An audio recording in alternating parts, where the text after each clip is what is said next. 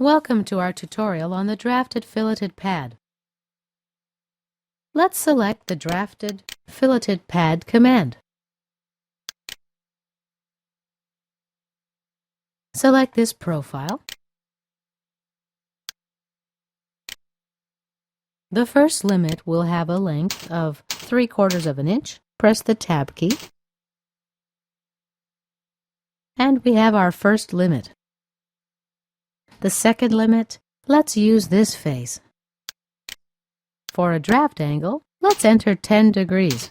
The neutral element, let's use the second limit as our neutral element.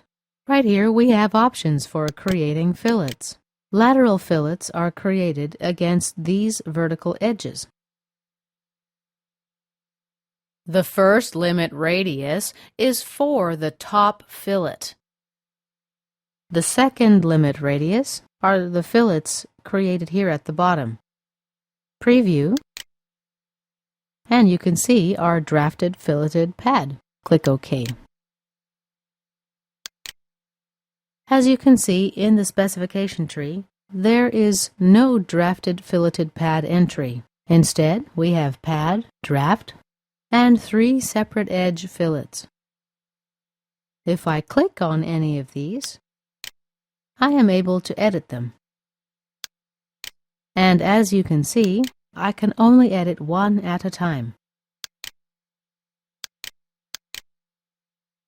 This concludes our tutorial on the drafted filleted pad.